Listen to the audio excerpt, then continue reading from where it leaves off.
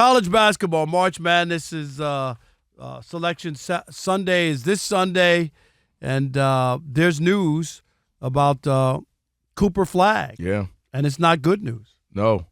I mean, he's literally the star right now. You could say the face keeping college basketball for men alive. Or how good is he? How good is Duke? What could he do in the league? Will he be that great in the NBA? And so all of a sudden he's down. Rob G, tell us a little bit more about this ankle injury. Yeah, if you saw the video, it was all bad. Yeah. Now, he went up for a rebound, came down on somebody's foot, and immediately went down in pain. He had to have teammates carry him off the floor.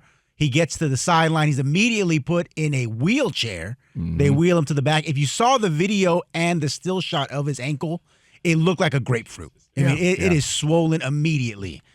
He goes to the back. They retape him, and to his credit, he came back to the sideline, didn't stay in the back, stood with his team, obviously wasn't walking, wasn't moving, immediately ruled out. After the game, he's ruled out at least for the rest of the ACC tournament to be determined on his future for March Madness. Well, I'm glad you said that phrase you just said there. March Madness, because that's what we all look forward to. So a lot of people even take the day off, the first day or two. They're all excited about it because that's what it's about. It's about the brackets, your friends, you got your wings going, you're excited about it. If Cooper Flagg goes out, it goes from March Madness to March Sadness because he is the singular face of college basketball. Monty, you know it's the truth. March Madness will be March Sadness. You can't name you can't even make a starting five. You can't name 4 other players in college basketball. He has been the story. He has been the face, and he has been the intrigue and what people are watching to see. How will he do in his first tournament? How will he stay at Duke because he doesn't want to go to the Charlotte Hornets who might draft him?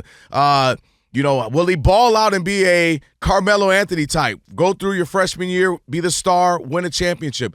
He's what everybody wants to see, and if he's out, and which is why I think they are saying at least a tournament but not saying further because they don't want to lose any juice of it, man. So this is big for college basketball. They don't have many stars. The men's side, the opposite of the women's, they have a handful of stars, and they had even more last year. The men's college basketball doesn't have stars. They're not pumping them out like this, and he is a face of it, and it'll be very disappointing if he's not there because whether you love him or hate him, you'll watch. Whether you love or hate Duke, you'll watch.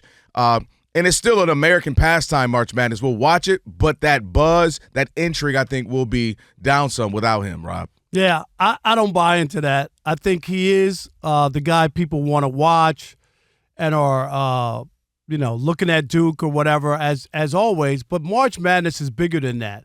It's about schools, alumni. It's about people, the first round, they're looking for an upset. They don't know most of the schools, the small schools. They don't know who the players are.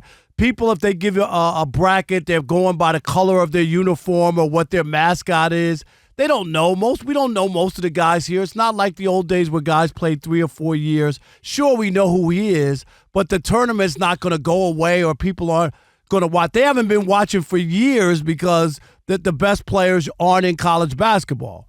They're in the NBA, so we get that. But I don't think, oh, my God, end the tournament or don't watch because Cooper Flagg, Duke doesn't play every night, and people are still looking for upsets. People are looking to see their school. If you went to St. John's and now Rick Pitino's there and now they got a good program, there's interest there. What is St. John's all about? There's a lot of other stories there. Granted, he's a star part of it, but March Madness is bigger than just one guy with him maybe not playing. I don't disagree with that at all. I think the fun part of it is seeing a Wichita State, but I think it's just a crazy part where we're at because you recall, depending on your era, right, if you want to go to the 80s, the 90s, or the 2000s, early 2000s, man, March Madness has stars on a lot of the teams. You knew 3 to 4 to 5 of the players, and it was great. And you always got to see the small team you didn't know, the underdog, the David and Goliath story. But it is just mind-boggling to me now how you just don't even know any of the players. And it's just to me, that's what I was thinking. When I saw Cooper Flagg go down, I was like, man, you really don't, like, that's the guy you know. Whether you see all the games, whether you watch 10 of the Duke's games, you at least knew him. You knew okay, here's that kid. Let me see. Everybody's been talking about him for 2 or 3 years now. You knew that. And it is just interesting how far we've come from my era, if you want to say like the formidable years, the 90s, with the UNLVs, the Fab Fives. You can pick any iteration of the Duke team to a North Carolina team, to some of those North Carolina State teams with Juan Dix. I mean, in the early 2000s, like having a run of knowing teams, knowing how they're built, knowing the rivalries. They don't like that guy. They don't like that guy. That team has beef with that team. That was part of the intrigue, as well as the unknowns and the teams, the small teams. And it's just we've come a long way, Rob, where we don't – like that's it. It's your alum. You're an alumni of a school. Your alma mater's playing. Or like you said, it's just I just want to see David beat Goliath. Like there's no more, I know Rasheed Wallace, Jerry Stackhouse, Ed Cota, and that, those North Carolina teams want to go up against them. And, it's like you don't know anyone. And I was thinking like how far we've come in that regard. Yeah. I mean, sure, do you want Cooper Flagg to be there? Sure you do. But I just think March Madness is just about, at this point now, and we've been through it for a long time. This is not the old college basketball 20 years ago. Plenty of people haven't gone to college to play. Some of the biggest stars, or they've had a cup of coffee and a sweet roll in college because they were forced to.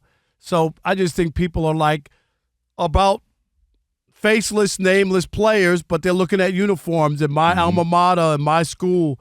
And it's a reason to it's just a reason to hang out and have Yeah. beer and chicken wings, and most of the time they don't know who the players are. I've watched the coverage. Some of the analysts doing the college basketball don't know who the guys are. So how Shaq are the fans calling going to them know? too? I didn't say Shaq. Hey, but you can't be mad at Shaq. I mean, I'm because just saying. nobody knows in this regard. And it's an excuse, right? It's an excuse to hang out by the water cooler at your job. It's an excuse to go over to Bob's, station at your job, and because he's got the computer going up with 5 or 6 different games. It's all fun. We all love it. Listen, it's just one of those things. That's why I said it's like an American pastime. We do this for a few weeks every year. It's fun. But you lead to another conversation, too, just as far as the one and done. Is it where you need to abolish it? You need to just get rid of it and let guys go straight to the league. Let guys who aren't quite that good stay 2-3 years and not be deemed unsuccessful, or you're not that good. You had to stay in college for 2 or 3 years. Like, is it time to have that conversation again as we, think about this and rehash this conversation based off of, again, Cooper Flagg would have went straight to the league. He'd have been number 1 pick, not even touching a college basketball last year. Yeah. I still, to this day, when they did that, but I blame the players. Players signed off on that. There's no way. You could be a tennis player at 14, right. Play golf. Soccer. You could go you don't go to college to play Major League Baseball. Nope. You go straight to the Yep. There's no reason. They did that to try to help the college game, and the players selfishly not wanting those guys to get paid. I can't believe that they would sign off on that. You could go into the military and grab a gun, and but bad things happen. you can't play basketball. I mean, come on. No other place do you stop a prodigy.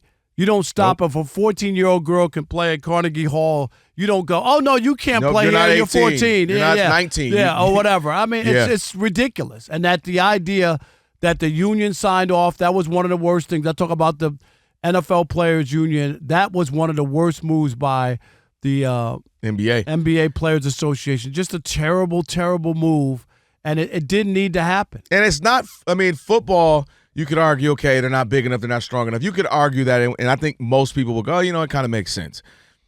I don't even believe that, because there are prodigies and people who No, I'm with you on that. And leave it to the general managers to say, you're not ready, or you're not ready to play. Why can't they do that? You don't have to make a rule. They're afraid that if you open that door and some kid who's 18 or 19 and he's big and strong and can play in the league, then you have a thing. Now you're damaging college football. That's all it is. No, I completely agree with that. I was just saying, if you try to convince someone because of the physicality, you can, okay, I can kind of understand that. NBA makes no sense. I mean, if you look at some of the best players in the last 30 years, 40 years, they all come straight out of high school. I mean, Dwight Howard, LeBron, Kobe Bryant, Kevin Garnett. I mean, we can go down the list. There's a bunch of guys who really, and then some will say, well, there's some who weren't. Well, you know how many 2, 3, 4-year guys weren't good either? So I'm totally with you. It makes no sense. No other sport does it this way. If Steve Jobs and Bill Gates want to start a big-time company in their garage at 19, 20, they can do that. Nobody's telling them you can't have a business until you're 21. Completely. That's actually very un-American as far as from a capitalist standpoint. You know what I mean? And who's going to hold somebody back? that can't get money and do well for themselves and their family. It doesn't make sense. So I'm totally with you on that.